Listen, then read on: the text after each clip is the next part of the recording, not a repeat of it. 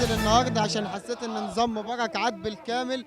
مبارك ضرب الناس على كوبري قصر النيل ورشهم بالميه وميه المطافي، والنهارده العسكر بيضرب النار وهم ساجدين، وكل الناس اللي مضروبه من الخلف. ده اكبر دليل على ان الناس اتضربت من ورا، والناس ما كانوش على قصر السور، الناس كانت بتصلي. انا نازل هنا ومش همشي الا لما يرجع رئيسي. لو هموت في الميدان مش هنضرب حد. طيب هم بيقولوا ان الاخوان المسلمين بس هم اللي بينصروا محمد. ولا اعرف اخوان ولا اعرف سلفي ولا حاجه.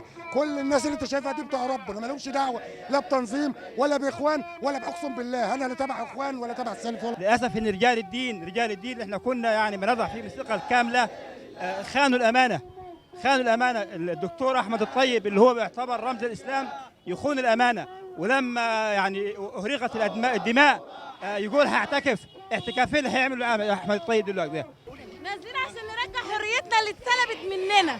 ان احنا نازلين هنا علشان نرجع الحكم اللي الصناديق عزته هو اللي هيكون، مهما عملوا فينا، مهما قتلونا، مهما قتلوا في اخواتنا. احنا انا كشخص، انا كبنت، انا نفسي اشوف بلدنا في تقدم. عشان ارجع الشرعيه، ارجع الحريه لبلادي. لا يمكن تاني هنقعد في بيوتنا ونضيع كل مكاسب ثوره 25 يناير. انا نازله النهارده عشان اقول مرسي هو رئيسي، مهما تعمل يا سيسي، ومهما تضرب باخواتنا بالدبابات وتضربهم في صلاه الفجر، واحتجاجا على ضربهم وهم بيصلوا الفجر، واحتجاجا على الاعلام المصري، ونازلين في الشارع نقول احنا الاعلام البديل ادام مفيش اعلام مصري شريف. انا نازله النهارده لنصره اولا الشرعيه، مش لنصره الدكتور محمد مرسي ولا الاخوان ولا لاي جماعه، لنصره الشرعيه اللي الشريعه هتيجي بيها. ما يحدث هو قضاء على الصوت الاخر، هو الرجوع بينا لانعدام صوت المعارضه. نازل النهارده من اجل المذبحه اللي تمت امبارح، ومن اجل عوده الشرعيه مره ثانيه، لان احنا بنرجو مدنيه وليست عسكريه. كنت عايزه اغير البلد، البلد ما اتغيرتش. السيسي جاب الناس غصب عننا وحطهم غصب عننا. نازله عشان اجيب حقي.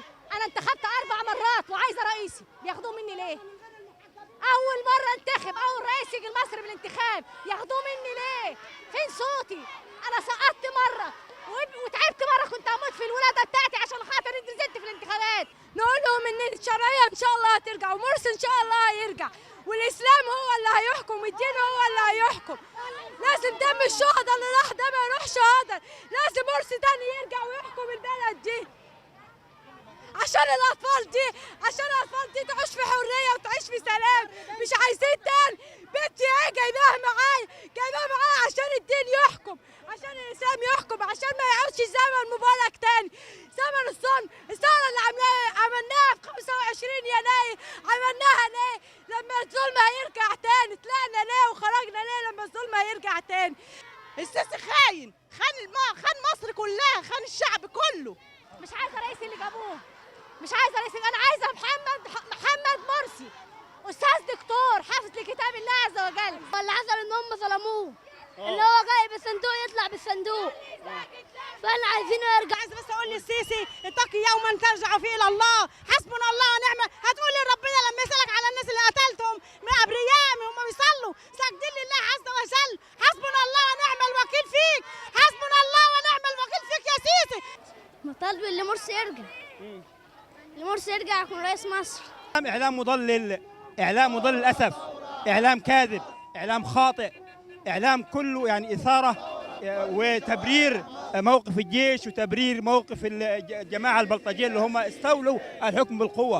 الاعلام دوت بقى عامل زي اعلان الشيعه، بيغير الحقائق.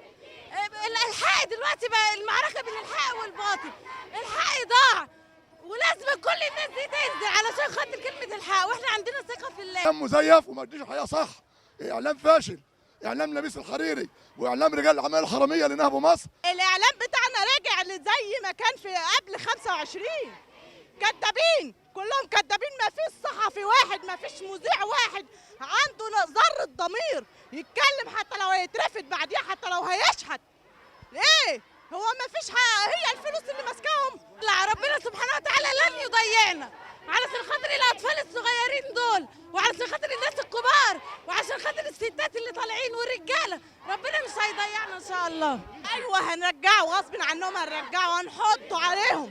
ده الرئيس اللي كان ديمقراطي كانوا بيشتموه في التلفزيون، ما قفلش جريده واحده، ما قفلش اي حاجه. انت نازله انت واولادك، مش خايفه عليهم مثلا من البلطجيه او الداخليه اللي ممكن يعتدوا عليكم؟ كل لن يصيبنا الا ما كتب الله لنا، واحنا في بيتنا لو في حاجه برضه هتصيبنا، يعني ما فيش اي مشكله.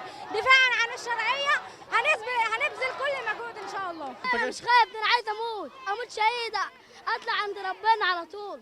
لا مش خايف، وجيش الشال والسيسي. ما هو كل الاطفال ماتوا، احنا نخاف ليه؟ والله خير حافظا وهو ارحم الراحمين، ده اللي احنا بنعمل بيه.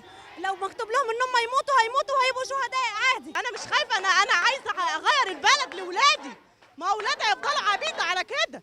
انا اموت مش مشكله، لو انا مت ولادي هيعيشوا احرار في البلد دي.